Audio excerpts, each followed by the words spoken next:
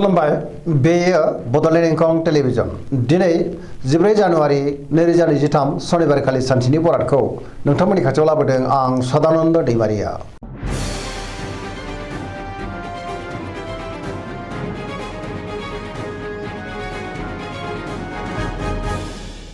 सिगां फरायफिन लादों मेष राशि गिबि हांखो अ ल दिनैनि साना मोजां आरो गाज्रिनि गेजेरजों बाबेरलांगोन गोथों आरो गोग्गो साननो रोंनाय नङा जेरावबो सांग्रां जानांगोन सुथुरनि थाखाय नाङा फाङा जेंनायाव गोग्लैनांनोबो हागौ आरो सोरनिबा गाज्रि नोजोर गोग्लैनोबो हागौ न'खराव अननानै फैगोन मावलांनाय खामानिखौबो मावफुंनो हागोन अब्लाबो नाथाय सांग्राङै मावनांगोन गोसोखौ दिनै जोबोद उसुखुथु मोनगोन देहाया मोजाङै थागोन अब्लाबो नाथाय बहानिफ्रायबा गाज्रि खौरांबो फैनो हागौ रांखावरियाव मोजां बेफार फालांगियावबो मोजां होनजायो सोरबा लोगोनिफ्राय हेफाजाबखौ मोननो हागोन बिसि फिसायनि गेजेराव न'खराव अनलायनायबो फैगोन बिमा बिफानि अननाय आबोरखौ मोननो हागौ बहाबा थाङोब्ला दिनै मोजाङैनो हान्थिनोबो हागोन गुबुननि गोसोखौ बोनोबो हागोन अब्लाबो नाथाय नेगेटिभ एनार्जिनि गोहोमबो गोग्लैनो हागौ लाइमोनफ्रा जोबोर रमान्टिक जागोन आरो गावबा गावनि गोसोनि साननायखौ फोरमायलायनोबो हागोन। वृष राशि गिबि हांखो इ उ ब दिनैनि साना मोजां आरो गाज्रिनि गेजेरजों बाबेरलांनो हागौ गुबुननि थाखाय नाङा फाङा जेंनायाव गोग्लैनांनोबो हागौ सांग्रां जानाया गाहाम गोसोखौ दिनै जोबोर उसाव बादाव मोनगोन गोसोनि बोलोआबो लोरबां जानो हागौ मावनो लानाय खामानिखौ मावफुंनो हायोब्लाबो माबा नङा माबा मोनसे गोरोन्थिबो जानो हागौ समाजाव मान मोनगोन रांखावरियाव मोजां बेफार फालांगियावबो मोजां होनजायो आयाबो दिनै बांनो हागौ देहाया बारा मोजां थानाय नङा गोबां रोखोमनि देहायारि जेंनाजों मोगा मोगि जानांनोबो हागौ न'खराव अननानै फैगोन गुबुननिफ्राय हेफाजाब लानांनो हागौ लोगोफोरनि अनसायनायखौ मोननो हागौ अब्लाबो नाथाय गोसोनि साननायफ्रा दिनै देबर नांनोबो हागौ नेगेटिभ एनार्जिनि गोहोम गोग्लैगोन बहाबा हान्थियोब्ला दिनै लामा सामायाव सांग्रां जानांगोन। मिथुन राशि गिबि हांखो क स दिनैनि साना जोबोर मोजां माबा मोनसे मोजां खौरां मोननोबो हागौ गोबां मोजां खाबुबो फैनो हागौ बयजोंबो अनजागोन आरो अनसायजागोन गुबुननिफ्राय मोजां खौरां मोननोबो हागौ गोबां खामानियाव दिनै मुखुब थागोन गोसोआ दिनै जोबोर खुसि जानो हागौ गोग्गो आरो गोथों साननो रोंगोन गियाननि आंखाल जानाय नङा देहाया मोजाङै थागोन रांखावरियाव मोजां बेफार फालांगियावबो मोजां होनजायो न'खराव दिनै अननानै फैगोन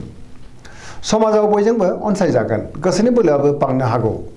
मावनो लानाय खामानिखौबो थि समावनो आरो गोरलैयैनो मावफुंनो हागोन सोरबा लोगोनिफ्राय थोजासे हेफाजाब मोननो हागौ लाइमोनफ्रा जोबोर खुसि जागोन आरो गावबा गावनि गोसोनि साननायखौ फोरमायलायनोबो हागोन पजिटिभ एनार्जिनि गोहोम गोग्लैनो हागौ। कर्कट राशि गिबि हांखो ड ह दिनैनि साना बारा मोजां नङा नाङा फाङा जेंनायाव गोग्लैनांनोबो हागौ समाजाव लोगो लेवा बांगोन सोरबा लोगोजों रायखुमा जानोबो हागौ गोसोनि साननायफ्रा दिनै देबार नांगोन गोसोआव नेगेटिभ साननायबो फैनो हागौ मावनो लानाय खामानिखौ मावफुंनो गोब्राब जागोन रांखावरियाव बारा मोजां नङा नाङा फाङा खरसाया बांनो हागौ बेफार फालांगियावबो बारा मोजां नङा होनजायो न'खराव बिसि फिसायनि गेजेराव अननानै फैगोन देहाया मोजाङैनो थागोन गुबुननिफ्राय हेफाजाब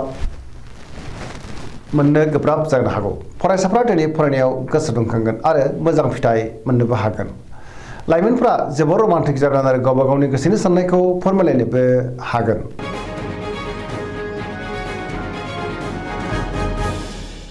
सिंह राशि गिबि हांखो म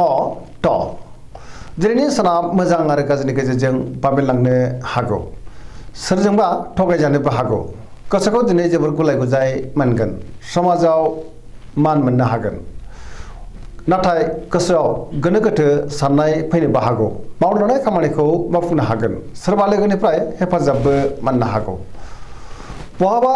दावबायनो एबा हान्थिनो खाबु मोनगोन रांखावरियाव मोजां आयाबो दिनै बांनो हागौ बेफार फालांगियावबो मोजां होनजायो गोसोनि साननायखौ दिनै गुबुननो फोरमायनोबो हागोन न'खराव अननानै फैगोन समाजावबो मान बांगोन गुबुननि गोसोखौ बोनोबो हागोन देहाया दिनै मोजाङै थागोन अब्लाबो नाथाय जानाय लोंनायाव सांग्रां जानांगोन गुबुननि थाखाय गोबां मोजां खामानि मावनानै होनोबो हागोन पजिटिभ एनार्जिनि गोहोम गोग्लैनो हागौ। कन्या राशि गिबि हांखो प ट दिनैनि साना जोबोर मोजां सोरबा लोगोनिफ्राय मोजां खौरां फैनोबो हागौ गोसोनि लुबैनायखौ दिनै मोननोबो हागौ गोसोनि बोलोआबो बांगोन पजिटिभ साननो रोंगोन गियाननि आंखाल जानाय नङा गोथों आरो गोग्गो साननो हागोन सोरजोंबा बाख्नाय जानोबो हागौ रांखावरियाव मोजां अब्लाबो नाथाय खरसायाबो बांगोन बेफार फालांगियाव मोजां होनजायो देहाया दिनै मोजाङैनो थागोन गोबां मुंदांखा सुबुंजों लोगो मोनज्लायनोबो हागौ न'खरावबो अननानै फैगोन गोबां खामानियाव दिनै मुखुबबो थागोन सोरजोंबा बाख्नाय जानानै गोसोआ दिनै जोबोर गोजोनगोन पजिटिभ एनार्जिनि गोहोम गोग्लैनोबो हागौ लाइमोनफ्रा जोबोर खुसि जागोन आरो गावबा गावनि गोसोनि साननायखौ फोरमायलायनोबो हागोन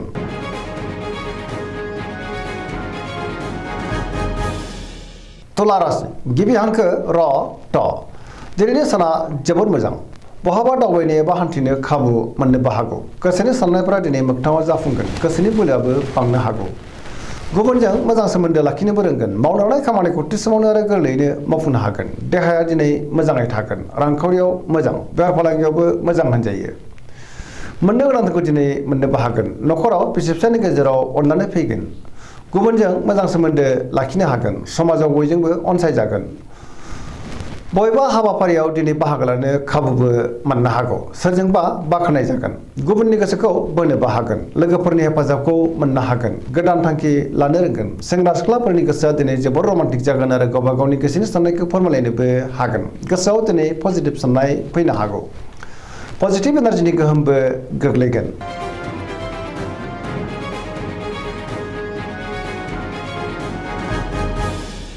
वृश्चिक राशि गिबि हांखो न स दिनैनि साना जोबोर मोजां गोसोखौ दिनै जोबोर गोजोननाय मोनगोन गोसोआव पजिटिभ साननाय फैगोन सोरजोंबा बाख्नाय जानोबो हागौ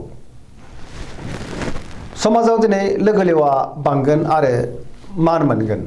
सोरबा गोजाम लोगोजों बहाबा लोगो मोनलायनो हागौ गोसोआव गोग्गो आरो गोथों साननाय फैगोन मावलांनाय खामानिखौबो थि समावनो मावफुंनो हागोन सिगांनि बबेबा आद्रा खामानियाबो दिनै मावफुंजानो हागौ गुबुननिफ्राय थोजासे हेफाजाबबो मोनगोन गोसोनि साननायफ्रा जाफुंनो हागौ गोसोनि बोलोआबो बांगोन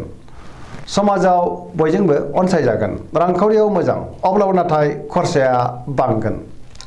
बेफार फालांगियाव मोजां होनजायो देहाया दिनै मोजाङैनो थागोन गुबुननिफ्राय थोजासे हेफाजाब मोनगोन फरायसाफ्रा दिनै फरायनायाव गोसो दुंखांगोन आरो मोजां फिथाइ मोनगोन लाइमोनफ्रा जोबोर रमान्टिक जागोन आरो गावबा गावनि गोसोनि साननायखौ फोरमायलायनोबो हागोन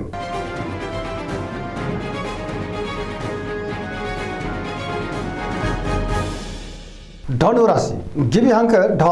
फ भ दिनैनि साना जोबोर मोजां बयजोंबो गोरोबनो रोंगोन हरखाबै माबा मोनसे मोजां खौरां फैनोबो हागौ गोसोआव दिनै गोग्गो आरो गोथों साननाय फैगोन गियाननि आंखाल जानाय नङा मावलांनाय खामानिखौ थि समावनो आरो गोरलैयैनो मावफुंनो हागोन गोसोनि साननायफोरा दिनै मोगथाङाव जाफुंनोबो हागौ रांखावरियाव मोजां होनजायो अब्लाबो नाथाय खरसायाबो बांगोन मोननो गोनांखौबो दिनै मोननो हागौ बेफार फालांगियाव जोबोर मोजां मुलाम्फा मोनगोन समाजाव मान मोननो हागोन देहाया दिनै मोजाङैनो थागोन न'खराव अननानै फैगोन बिदा फंबायनिफ्राय थोजासे हेफाजाब मोनगोन आरो समाजाव बयजोंबो मान होजागोन बहाबा दावबायनो एबा हान्थिनो खाबु मोननोबो हागौ आरो मोजाङैनो हान्थिनोबो हागोन सेंग्रा सिख्लाफ्रा जोबोर रमान्टिक जागोन आरो गोसोनि साननायखौ फोरमायलायनोबो हागोन पजिटिभ एनार्जिनि गोहोम गोग्लैनो हागौ धोरोमारि बिथिङावबो दिनै गोसो दुंखांगोन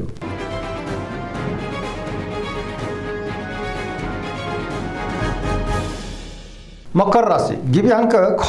ज दिनैनि साना मोजां आरो गाज्रिनि गेजेरजों बाबेलांनो हागौ गोसोनि बोलोआ लोरबां जानोबो हागौ गोसोनि साननायफ्रा दिनै देबोर नांगोन मावनो लानाय खामानिखौ मावफुंनो हागोन अब्लाबो नाथाय माबा नङा माबा मोनसे गोरोन्थिबो जालांनो हागौ सोरबा लोगोनिफ्राय हरखाबै गाज्रि खौरांबो फैनो हागौ रांखावरियाव बारा मोजां नङा नाङा फाङा खरसाया बांगोन बेफार फालांगियाव बारा मोजां नङा गुबुनजों मोजां सोमोन्दो लाखिनो हागोन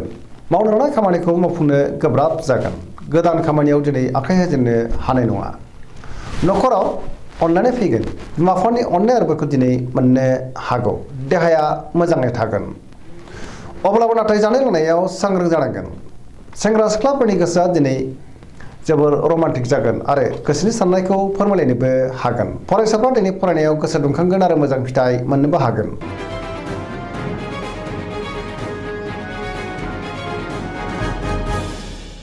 कुम्भ राशि गिबि हांखो ग स दिनैनि साना जोबोर मोजां गोबां मोजां खाबु फैनोबो हागौ सिगांनि बयबो आद्रा खामानिखौबो दिनै मावफुंनो हागोन बयजोंबो मोजां सोमोन्दो लाखिनोबो रोंगोन सोरबा लोगोनिफ्राय मोजां खौरां फैनोबो हागौ गोसोआव दिनै पजिटिभ साननाय फैगोन गोथों आरो गोग्गो साननो रोंगोन गियाननि आंखाल जानाय नङा गोसोखौ जोबोर गोजोननाय मोनगोन मावनो लानाय खामानिखौ थि समावनो आरो गोरलैयैनो मावफुंनो हागोन समाजाव बयजोंबो मान होजागोन गोबां मुंदांखा सुबुंजों दिनै लोगो मोनज्लायनोबो हागौ रांखावरियाव मोजां बेफार फालांगियावबो मोजां होनजायो देहायाबो दिनै मोजाङैनो थागोन गुबुननि थाखाय गोबां मोजां खामानि मावनानै होनो हागोन आरो गुबुननिफ्राय हेफाजाबबो मोनफिननो हागौ बहाबा दावबायनो एबा हान्थिनो खाबु मोनगोन पजिटिभ एनार्जिनि गोहोमबो गोग्लैनो हागौ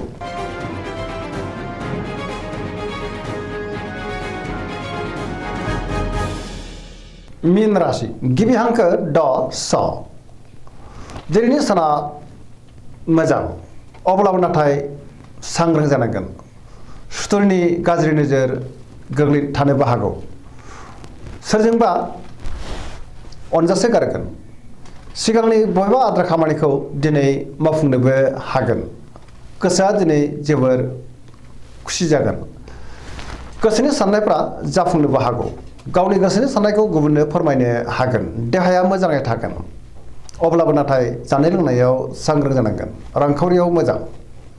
बेफार फालांगियावबो मोजां होनजायो आयाबो दिनै बांनो हागौ मोननो गोनांथारखौ दिनै मोननोबो हागौ नखराव बिसि फिसायनि गेजेराव अननानै फैगोन लाइमोनफोरनि गोसोआ दिनै जोबोर रमान्टिक जागोन आरो गोसोनि साननायखौ फोरमायलायनोबो हागोन पजिटिभ एनार्जिनि गोहोमबो गोग्लैनो हागौ फरायसाफ्रा दिनै फरायनायाव गोसो दुंखांगोन आरो मोजां फिथाइ मोनगोन धोरोमारि बिथिङावबो गोसो दुंखांनो हागौ दिनैनि राशि फरायनाया एसेनोसै जोबनायाव बेखौनो खावलायो जाहाथे नोंथांमोना सानफ्रामबो जोंनि बे बड'लेण्ड इंखं टेलिभिजनखौ नायबाय थायो आरो साबस्क्राइब खालामो लोगोसे लाइक खालामो आरो शेयार खालामो एसेनोसै गोजोन्थों